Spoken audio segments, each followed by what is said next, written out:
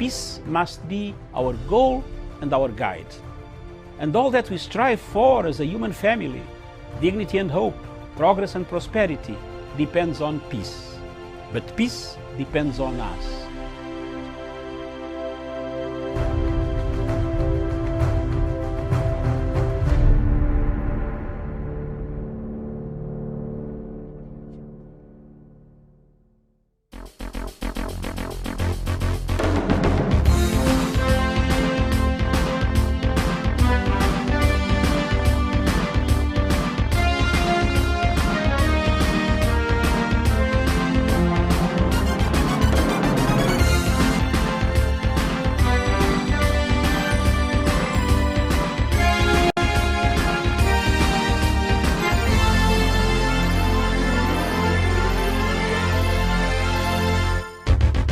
Good morning to you, and thank you so much for joining us this morning. This is Good Morning Africa, and my name is Miriam Ogutu. And on the panel this morning, I'm joined by Douglas Kirimi from Meru County. Douglas, a very good morning to you. A very good morning to you, Miriam Ogutu, and also to our crew, and also to my friend Jevan Karanja, our friends across the world. Good morning, good afternoon, and good evening from wherever they are. And thank you for having me on the show, Miriam. Very well, nice to have you, Douglas, and nice to see you this morning. And we're also joined by Jevan Karanja from Nanyuki. Jevan, a very good morning to you. A very good morning to you, Miriam, and good morning to our viewers wherever they are watching us from. And good morning to my friend Douglas Kirimi. Thanks for having me on the show. It's nice to have you, Jevan. We missed you yesterday, but it's good that you're back with us today. So before we get into the topics this morning, I'd like to bring us up to date with statistics of COVID-19. And right now in Kenya, the total number of confirmed cases stands at 103,332 cases. The death toll in the country is 1,801, and recovery so far is 85,391 cases. And Uganda, the total cases there right now stands at 40,102. The death toll is 331, and recovery so far is at 14,549 cases. And South Africa, the country that is leading in terms of cases and also deaths in the continent right now, has a total of 1,496,439 cases, and the death toll has topped 48,478, and recoveries right now in South Africa stands at 1,399,829 there, so not too bad there, because the confirmed cases is just slightly over 1.4. And the recovery is over 1.3. So I think so far South Africa is doing its best to contain the situation there on COVID-19. The total cases in Africa this morning, 3,031,900. The number of people who have died in the continent is 100,010. Recovery so far is 2,569,605. So that is where we are this morning. And I'd just like for us to turn our attention now to the newspaper because we're doing the newspaper reviews, and we have a lot to talk about because, you know, our politicians, they ensure that they're always on the headlines here, so they give us stuff to talk about, so we have to talk. After all, a lot of these conversations are a matter of public interest. So we'll start with the Standard newspaper this morning. And the headline on the Standard newspaper, Raila defends hustler talk legislation. ODM chief faults efforts to criminalize hustler narrative spearheaded by DP Ruto and his allies, saying, though it is dangerous slogan and Kenya should be educated on it, the severe fines, jail time and removal from office proposed against proponent go counter to hard-won freedoms. And coming from Raila, who, as we all know, has been in the front line of fighting for some of these freedoms that him and among many other Kenyans that laid their lives on the lines there for us to have this freedom that we even have today. We can sit here and talk and just the freedom that we enjoy today, basically. So he perhaps understands. And I don't know what you make of this letter. I saw it that Raila wrote and is saying, no, we don't need to criminalize the hustler versus a dynasty narrative. I'll start with you, Douglas Kirimi. Thank you, Miriam. And this morning, I will stand to oppose the move by the Right Honorable Raila Odinga. Remember, in 2014, when these MPs brought the security laws to cramp down on opposition and also cramp down on Raila so that Raila can retire and go to Bondo, these were the same MPs that were doing the same for the opposition in those days. And Raila should also understand, Raila is a billionaire, and Raila should desist from asking these MPs not to deal with this Asra versus the dynasty narrative, because this is something that cuts across the nation. It is affecting everyone. We saw that Asras yesterday, the real sufferers of this nation, the Roy Poroi of this nation, burnt to ashes the vehicle that belongs to Joash Maangi, the deputy governor of Kisii. If Joash Maangi would be asked today about this, the same letter that Raila wrote, he would say that this law should be in place so that we can cramp down on the same. But Joash Maangi has been promising the people of Kisii and other Nyanza people, he's been promising the Muribaros and all that. Joash Maangi is a billionaire in the US, in dollars, and also here in our country is a multi-billionaire. But at the end of the day, we need to understand that the people like Joash Maangi, who are also billionaires and also trying to praise us and trying to write to us that they are Asras like us. Joash Maangi is a billionaire. I know him personally, but at the end of the day, if Joash Maangi himself was almost killed last night and his vehicle was touched, why would Raila come out and also write these letters trying to cramp down on the move to be able to have this security threat being averted by the National Assembly? It is the role of National Assembly to curtail and also deter these kind of crimes against the people of Kenya from happening. If Raila knew that the vehicle that belongs to Joash Maangi of Kisii County will be burnt by evening, he would not have written that letter, Miriam. We need to tell each other the truth that this Asra versus dynasty narrative is a fracas, and this Asra versus dynasty narrative is something that we should deal with as a country and also deal with it decisively. Remember, the people that propagate these Joash Maangis of this world, William Rutos of this world, hybrid political conmen. There are so many political conmen who are conning Kenyans emotionally.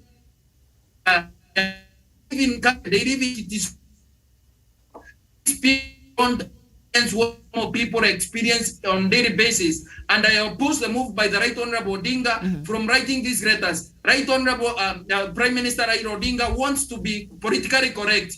This is not the time to be politically correct.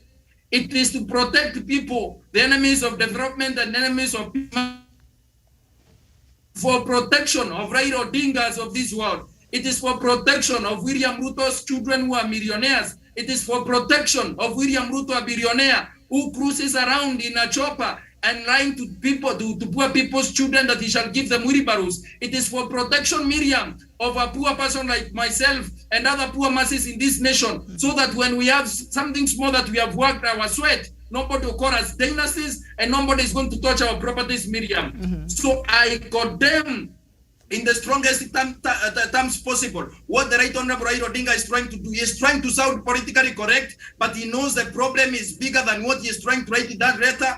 Joash Maangi vehicle was touched last night. Tomorrow is another Joash Maangi that will be touched right inside in his vehicle, right inside in his house by these Asras who are claiming to be Bonda people. Criminals are hiding by the Asra versus dynasty thing. Joash Maangi yesterday was a dynasty, senior dynasty, billionaire, who had hit a Bonda operator, and they wanted to reach him. Miriam, at this point, we should stop pretending and also sugarcoating what the Right Honorable Raila Odinga is trying to say. At the end of the day, Miriam, I started to be connected, but what Right Honorable Raila Odinga is doing actually is not elected as a member of parliament. He should stop dictating what our members of parliament do to protect the people of Kenya. Joash Maangi almost lost his life last night. I oppose him. I oppose every politics that Joash Maangi stands for. But at the end of the day, Joash Maangi would have died last night, Miriam. Would have lost a deputy governor last night. Raila is here writing letters to us and is not even a member of parliament. No. We cannot accept that, Miriam.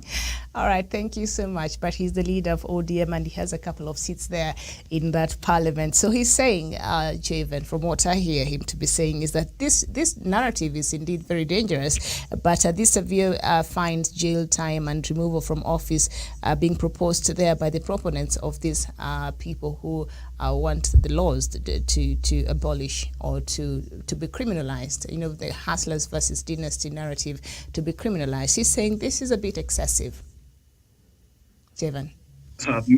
Miriam, one, the members of parliament are elected to legislate on behalf of our country, and nobody should dictate to them on what they are supposed to do. If they bring a motion, it is prepared to go in the first reading, second reading, and it passes to be a law, then that is what it is. Therefore, the Right Honorable Raila Amolo Odinga can only wait to see what the parliament will do, because at the end of the day, the parliament and the legislative arm of the government, it's an independent arm. It works independently, registered on our behalf. And if these members of parliament feel like this has a narrative versus dynasty, it will only stop if we have severe punishment measures put in place. Then that should be the case, because we have seen how retrogressive, how corrosive this Hasra versus dynasty is. And Douglas is giving a very living illustration that of what transpired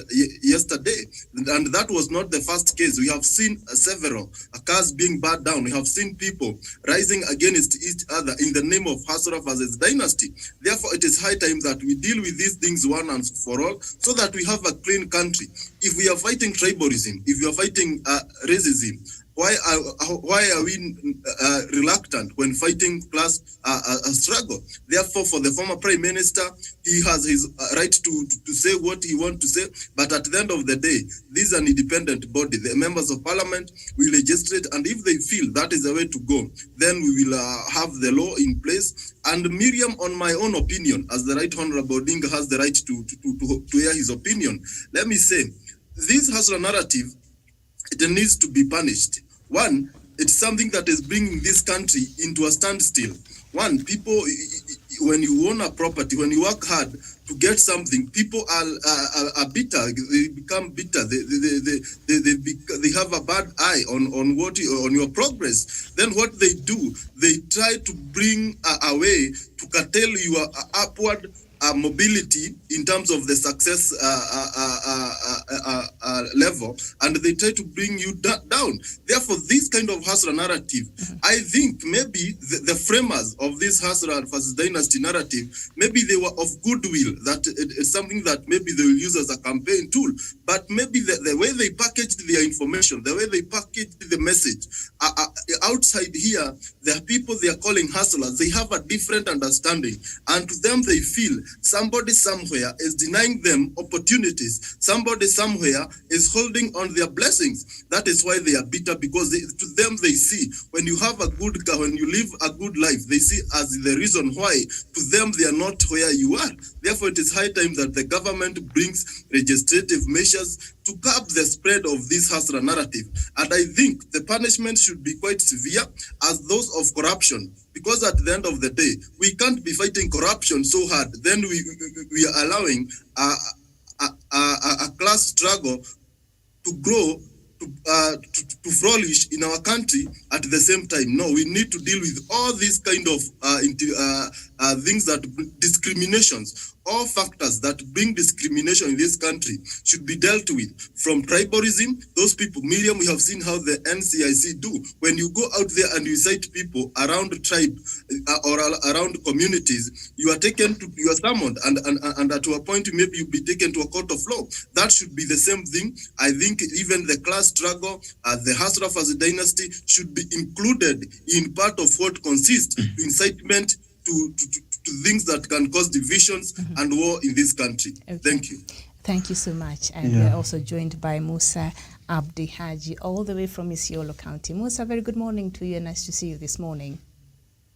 Morning, Miriam. How are you? Morning to Javan Karanja. Morning, Douglas. Thank you so much for having me here. Yes, and you're just on time. We were just looking at our first newspaper headline here on the Standard, and we're looking at that letter that Raila wrote, and according to the Standard, Raila defends the hustler talk. I'm sure you've come across that letter. I don't know what you make of it. Thank you so much. I think Honorable Raila Amolo Odinga, I read his letter, and when he said what he meant by do not, legislate or put any kind of, legislative approach to this hustler narrative, I think from former Prime Minister's point of view, what he meant is that he is trying to say that, hustler narrative, it's a non-issue, first of all, from his point of view. And when he meant by, it should not be given that legislative agenda, when you give something legislative agenda, and this is the pearl of wisdom from the former Prime Minister, when you give a legislative, approach to something, then the stupid at the ground, someone who is, already disgruntled by bringing such a fake narrative, will get a justification to fool and to lie to others. You see, the government has been doing this. The government now has passed a legislative agenda. It will act, in some sort of, a catalytic. It will be a catalyst even to give them more meanings, to shout, more justification, to lie to people, on this hustler narrative and sort of the stuff. And when he meant, legislative approach should not be given, should not be passed, against this narrative, is that when you give a legislative approach, Miriam, it means you are legitimizing it and you are making it official. You are officializing it. Whether it is stupid agenda or a good agenda, you are making it, constitutional. You are making it, more of, legally bound. And so the stupid on the ground, and, the disgruntled on the ground will try to judge it and say, fine, you see, the parliament has passed. Oh, so this means that this thing has been true. That normal agenda of, Kenyans thinking, ethnic. We know our sense of politics, Miriam. We don't have to lie about this. If it could have been an American, if God allows one day, maybe William Ruto, be an American, then he will follow the same preceding Donald Trump followed, because that is a nation where everyone is politically upright. Everyone is politically active in America. That's why Donald Trump deserved that impeachment. So now we are dealing with the kind of electorates and voters whom are influenced by ethnic rivalry. We are influenced by ethnic emotiveness. We are influenced by that, to narrative. So I felt that from, former Prime Minister's point of view, that was a big wisdom for him, and it is a big loss for William Ruto, because their agenda is to push this stuff to the National Assembly for it to get that wrongful justification that it has been officialized. So we have more reasons to shout about this. So when I think that is from, Prime Minister's point of view, we don't know the National Security Council, we don't know the Committee on, Security, what they are going to pass. So I think that's my judgment, that's my fair judgment from that. That's quite interesting that you looked at it like that. And and now it would have been like, now the government is really against poor people in this country. That would have been now the narrative. So more reason why you need to vote for me, because I'm the only one who really can solve all your problems. Now, the ODM leader, however, made it clear that while the legislative route may not be the way to go in debunking the narrative he has termed as dangerous, he hoped that the public would be able to see through it. The people who already have bought into this narrative, Douglas, are they able to really see through what this really means? Thank you, Miriam. And I understand now people like Joash Mangi of this world will never step in any public podium or even in private and advocate for Asra narrative, because he almost lost his life. Remember, in Joash Mangi, in Silvanus Osoro, and others, a few others in Kisi, are the same people who have been telling others that you are a poor because someone is rich. Someone is rich, that's why you are a poor. And this narrative, Miriam, it was a political ammunition that was supposed to use to ascend someone to power. But now the social statistics have shown us that this narrative has turned against the people that have been propagating the same. Like Musa Abdi was saying yesterday, that these people who are propagating the same are not the poor people, are not even practicing what they are telling others. They are preaching what and drinking wine. These people are billionaires. These people have rooted public funds that are meant to better the lives of the poor. These people have stolen from projects that are meant to help the poor. If these people care about the poor, if these people who are selling this hook and sinker to the poor people and also the roi poroi of this nation, if they care about the people, why are they gifting their people instead of giving them Aurora and Kimorel dams? They are gifting them wickets and bushes. Why are they the same people who are receiving kickbacks from government projects, who care about the poor people, continue living in the poor people continue living in Skera, while these people live in opulence? At the end of the day, these are billionaires that can fund at least 1,000 or 20,000 young people and give them some few millions of shillings instead of splashing this money around living in opulence. At the end of the day, the poor people of this nation that have also taken this hook and sinker about the Asra narrative, they can now see the effect of this Asra narrative.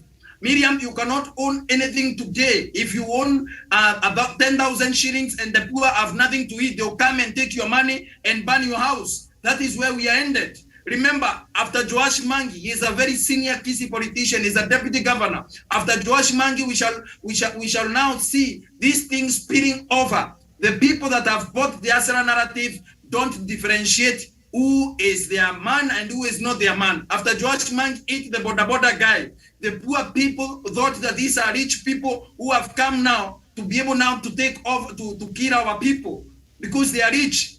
By the time they realize maybe it is Joash Mangi, they are Tanga chieftain. Joash Mangi almost lost his life. But at the end of the day, we need to understand as a people that this narrative is as dangerous as it came, and it is going to destroy the fulcrum of our society, and it is going to destroy the lives of our people.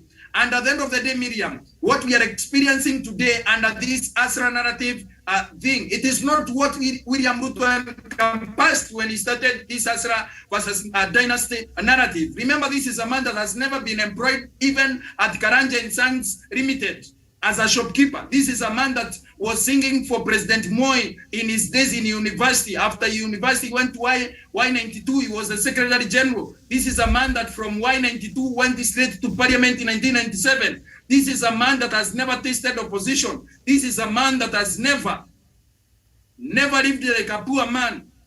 In 90s and 80s, if you could afford to go to university and go to State House, you are dynasty by yourself in quote. And these people are taking this thing too far. And they didn't know that these people, this narrative is going to corrupt everyone. Everyone thinks that you rack money in your pocket, you rack money in your bank account is empty because someone else is rich. We are in a capitalist country. We are not in a socialist society. And even in socialist societies that have embraced socialism, there are people that have money and there are people that don't have money. So I think it is the high time our people get cleansed from this narrative because it is as dangerous as it becomes.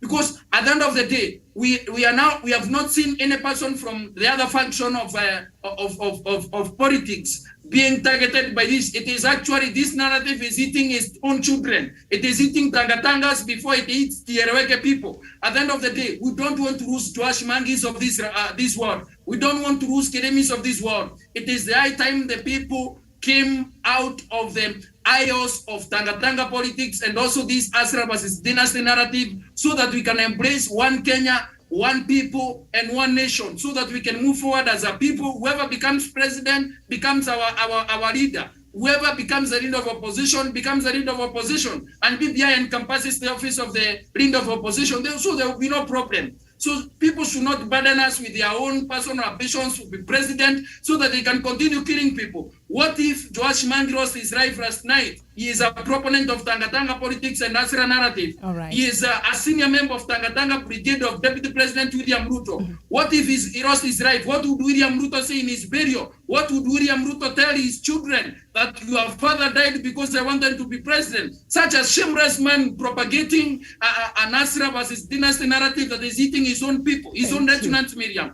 I tire talking about William Ruto. All right, very well. Thank you so much. So, of course, Deputy President William Ruto wasted no time and he made a response to that letter by Raila Odinga. Let me just get us what he says. So, in response, I'm reading from page 8 of the Standard newspaper. In his response to Raila's statement a few hours later, Ruto faulted the ODM leader for what he termed his misunderstanding of the Hustler narrative. While agreeing fully with your defense of freedom of speech and thought as guaranteed by the Constitution, we respectfully disagree with your very wrong understanding of hustlers and will equally defend your thoughts, but will work tirelessly to get hustlers' narrative positively understood. Javen. Thank you. Yeah, that is interesting because for the deputy president, it feels like the Hustler narrative, we Kenyans, we are getting it in the wrong in the wrong context. We are not getting it on the way it's supposed to be. But the question is, if Kenyans, majority of Kenyans, don't understand what this Hustler narrative intends to mean from the original perspective of from where it originated, then there is a problem. The people who push this and who propel this agenda, then they need to come with a new tactic so that Kenyans will understand, because it's like Kenyans are getting the wrong information according to them. And I think it's not really getting the wrong information. I think it's really the kind of a country that we have, because we are so fragile when it comes to matter politics, and something that, especially when you ride on the emotional perspective, emotional, riding on inflicting emotional kind of thing, that is when this country goes in the wrong direction. Because the hustler narrative, to the people who term themselves hustlers, they are very emotional. They became emotional, and they feel like this person is defending us, and to a point where they developed a seed of bitterness. That seed of bitterness, that is what we have a problem with. Because at the end of the day, if this hustler narrative was good and the people understood it well, maybe it could be a very good campaign tool. But to us as a nation, we need to come up with leaders who can sell us their ideologies. I think the deputy president can come up with alternative agenda that he can sell to the people he terms hustlers without really coming on in the mix, like is a race between the hustlers and the dynasty. He can talk with how to empower them without engaging those who are rich. He can talk directly to the poor masses and tell them how he will bring a revolution economically, so that they uplift their livelihoods to get to a higher level where they will no longer be hustlers. But the question is, the deputy president has been in the political arena for a period of 28 years. What has he done to ride on as a scorecard on how he has uplifted the livelihoods of hustlers? Which company has he brought in, or an industry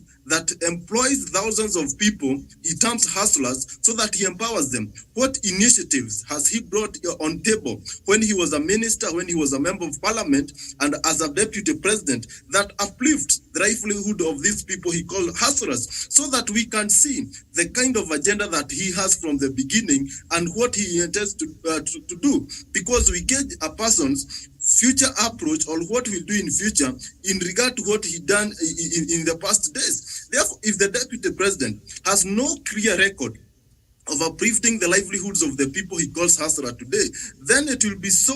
Even if he becomes the president, he has no concrete agenda. Miriam, you follow these politics, and you are a journalist. I have never seen the deputy president, apart from saying Mama Boga, Mukokotenis, and so on, I have never seen him coming up with an agenda, a plan, a roadmap on how he will take these Mkokoteni guys, these Mama Bogas, to a higher economic status rather than speaking to them directly and inciting them against the government of the day and against those people who have the money. Therefore, the problem is the deputy president and his team. The way they package this narrative, the way they bring this narrative, that is where the problem is. If they feel it's good, then they can come up with a good map, a good compass on how they will sell, on how they will bring this agenda to the people, and they understand it on how it's supposed to mean. But from where I sit, I don't see the team called Tanga Tanga bringing it in a way that Kenyans will understand it better than the way it is now. It is something that is corrosive, it's something that is reactive, because at the end of the day, when you touch the rich and the poor, then everything goes bad. Therefore, it is high time that as a country, we talk and we make our voice heard that this Hasraf as dynasty narrative is not a good thing. And Miriam, we have other presidential candidates. Muhisa Kitui, who declared his presidential bid. Arved Mutua. These are sons who came. We don't know who their fathers were.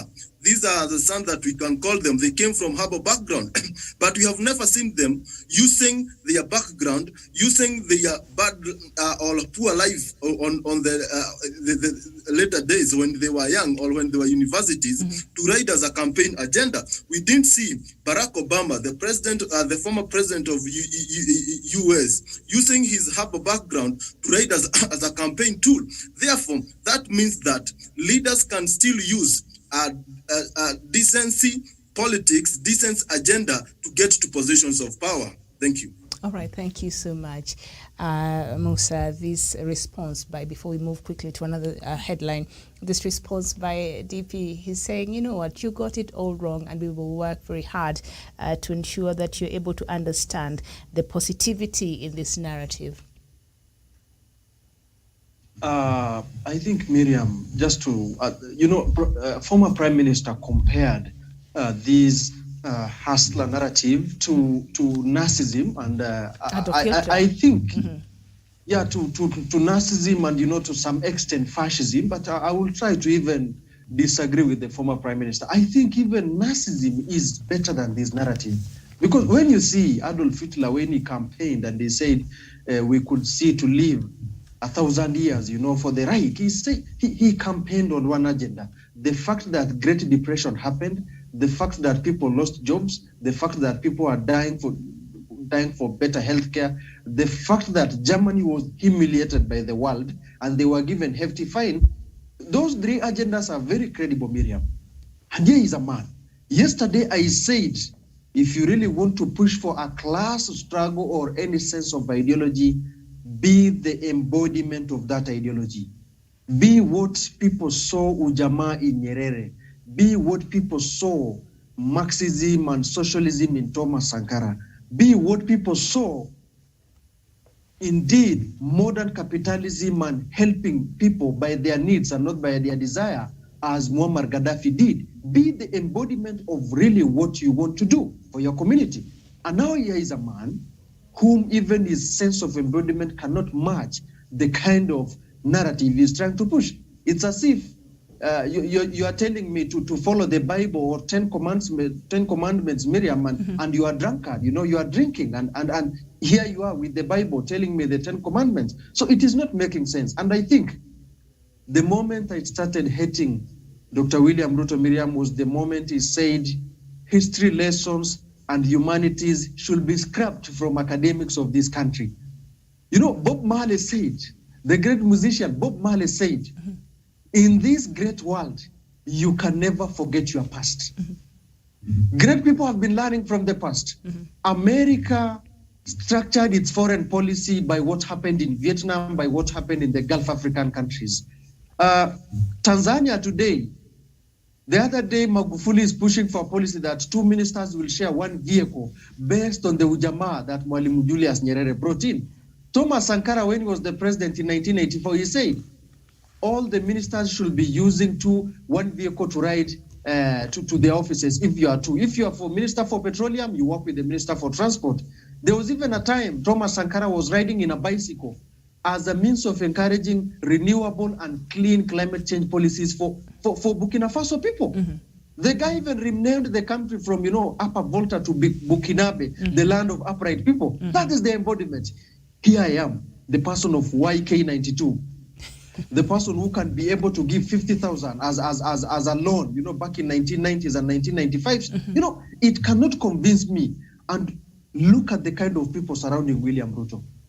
Farouk Kibet, historical dump, someone who cannot even understand how Pio Gama Pinto, how Tom Mboya, how J.M. Kariuki, how Robert Uko of this country came to shape Kenyan foreign policy, which was formulated in 2014 by Ambassador Amina Mohamed. People even do not, my own women representative the other day, I asked her, I inquired about her, Madam, have you seen Kenya? What really inspires Kenyan foreign policy?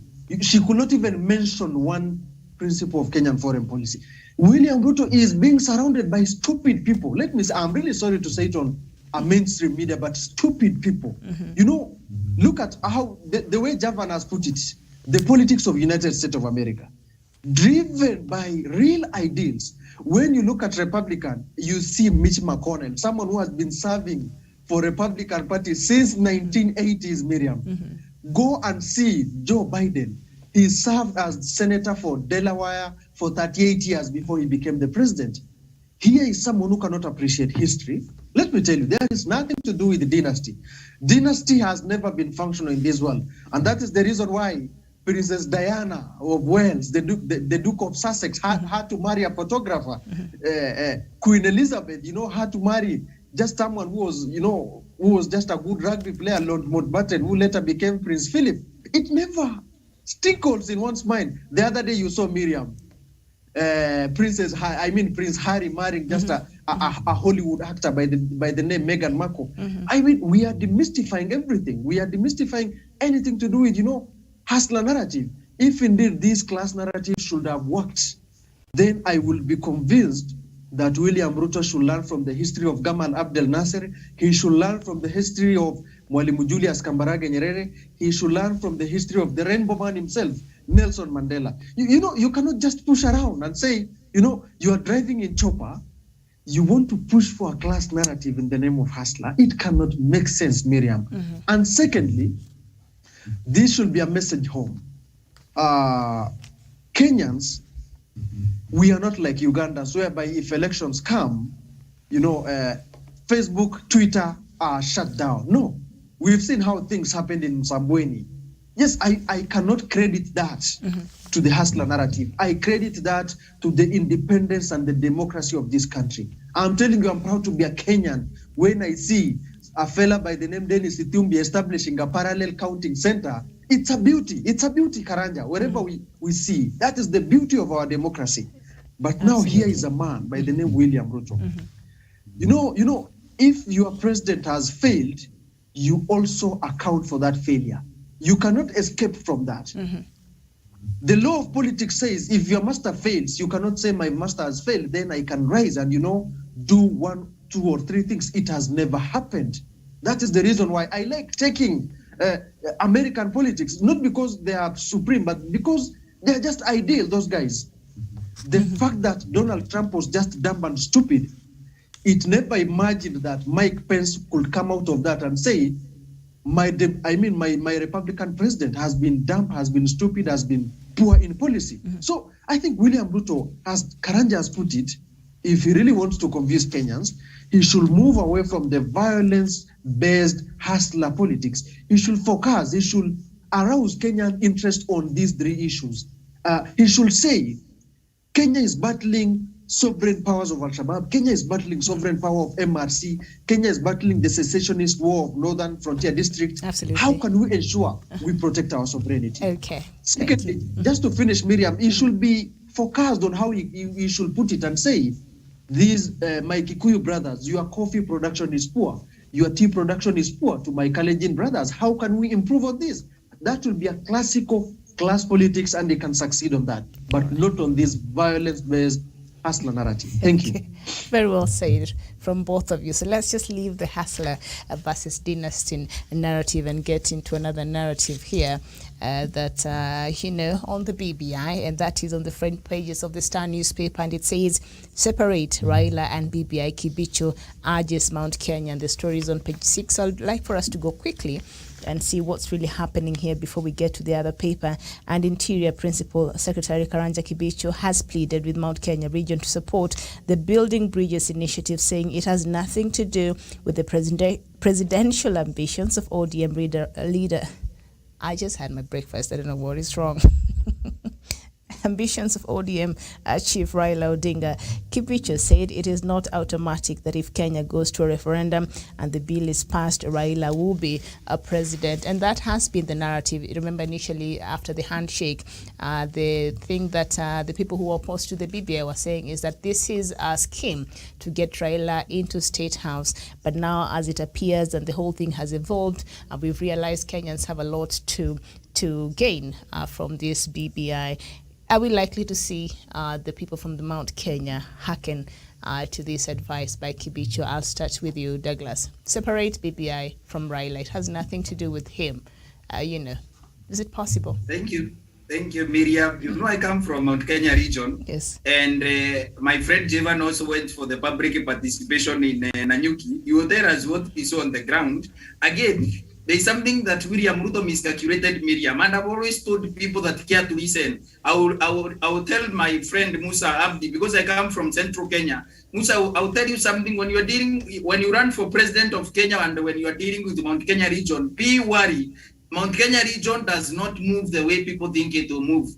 All the things that you have seen William Ruto do here, the Harambes he has done in Karanja's backyard, in my backyard, all that is charity. The millions of money has poured here. People have said it is their time, they have to receive their things. And also President Uhuru Kenyatta assured them that when these people bring their millions, those are your things. Take up your taxes. At the end of the day, these people have demonstrated completely, including on young people on social media. They have said BBI first, then we can talk about that section that is about 18 months. And these people, Miriam, are the most conniving people that you'll ever meet in your life. They have declared that William Ruto shall not have a voice on BBI. It is bringing 55.5 billion shillings additional resources to Mount Kenya region. And when William Ruto questions the same and says that these people in Mount Kenya region, where is the money? If you cannot give 15%, where is that 5% coming from? Then these people ask the question that I think it is on the lips of every Mount Kenya person now and then. When CDF came,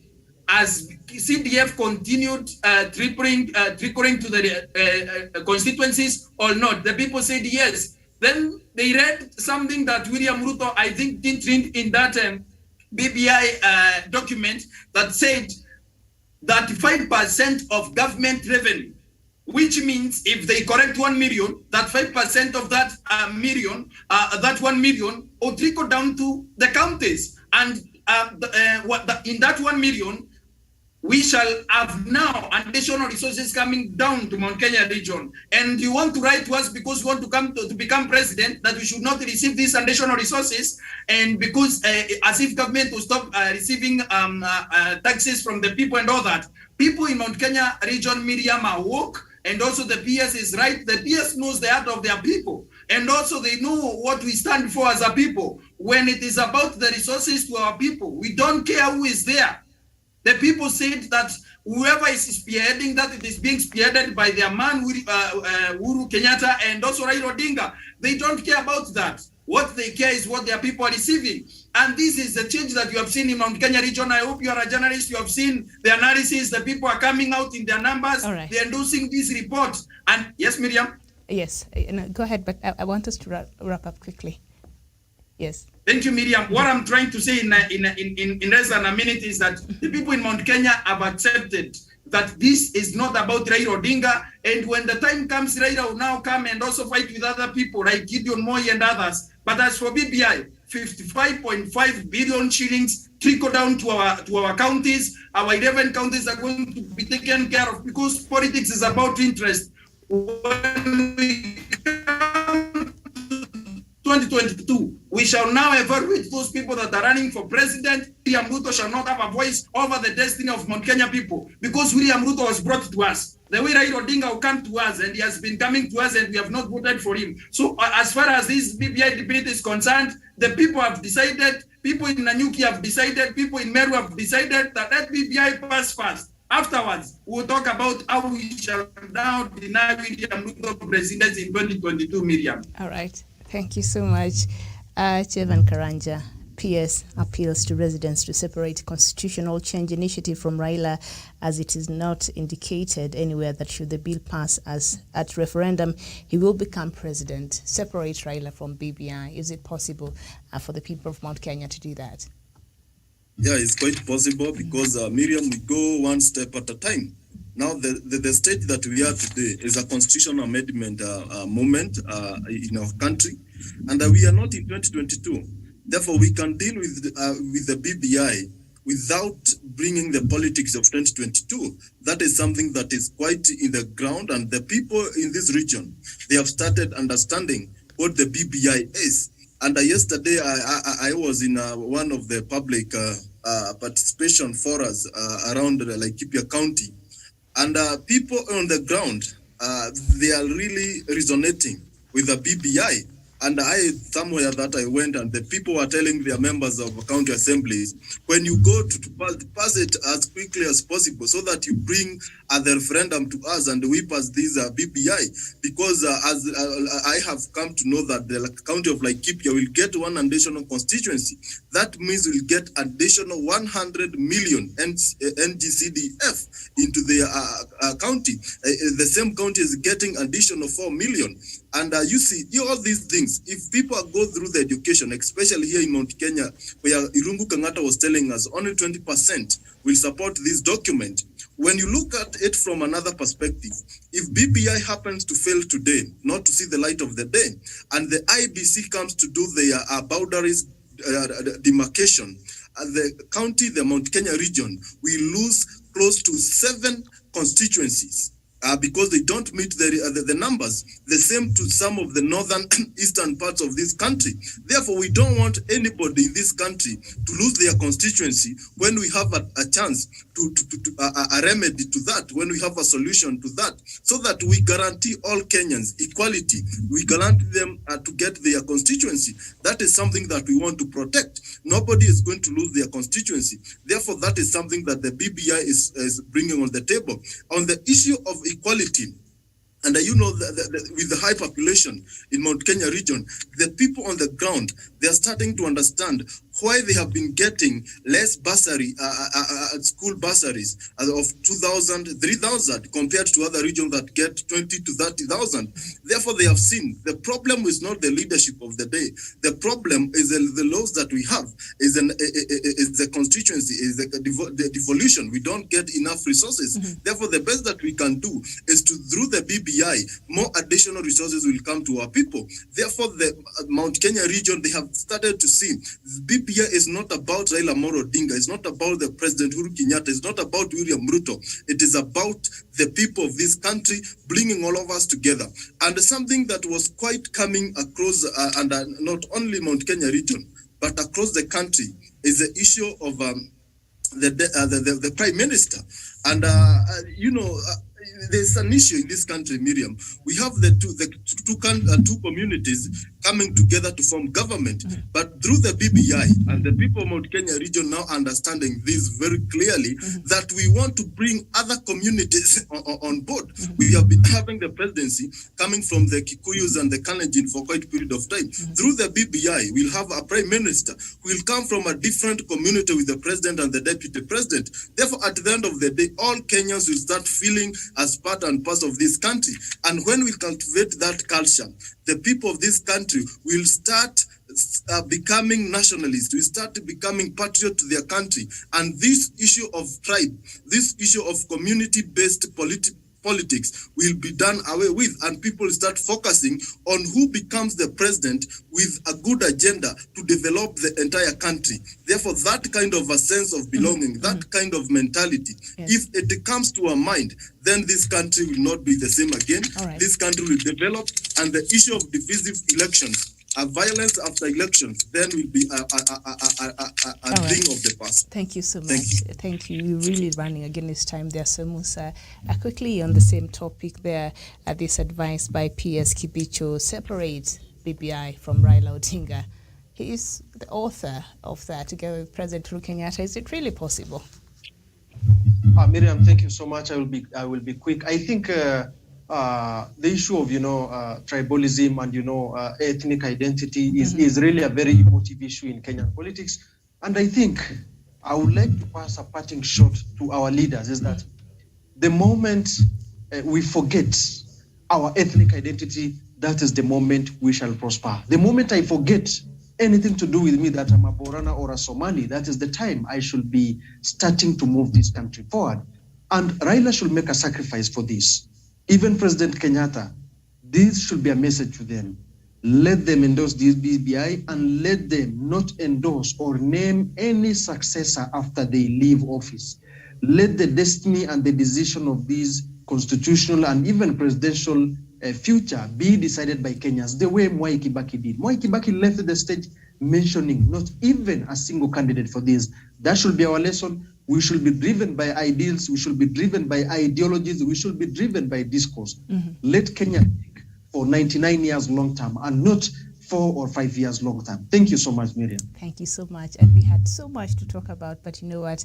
Our time is not on our side. And maybe tomorrow we shall, or later on, the EACC boss dragged into KEMSA former COVID billionaire scam Halake Wako there. A very important conversation, but we will have it later on. So right now, let me just bring us up to date with other newspapers quickly before we wrap up. The Daily Telegraph, the main headline there says parents to test children for COVID twice a week, and The Guardian says COVID spreading most in children as overall infections show big fall, nearly the same thing. And Daily Monitor from Uganda, MPs okay access to NSSF savings at 45 years, and also that is the same headline on the New Vision in Uganda. NSSF midterm access approved, and The Citizen, that is from Tanzania, end of an era. And that is Mwanzo mwisho wa Seif Sharif. That is according to Mwananchi there. Mwanzo mwisho, I don't know. And The Guardian, the headline there says shockwaves spreads as Maalim Seif dies. All right, as a known politician there in Tanzania. And The Post, I think that is from, is it Botswana? Tambane, too ill to lead the party. We know the former prime minister in Botswana there who is being accused, not Botswana, but Lesotho, who is being accused of killing his former wife. He's facing those charges there. And so his party is saying you're too ill to lead the party. So that is what we have in other headlines across Africa and indeed across the world. Thank you so much, Musa Abdi Haji from Isiolo County. Thank you so much, Jevan Karanja from Nanyuki. And of course, thank you, Douglas Kirimi from Meru County. This has been Good Morning Africa. I am Miriam Ogutu. Thank you so much for watching. Doctor will be back here with you at 10 a.m.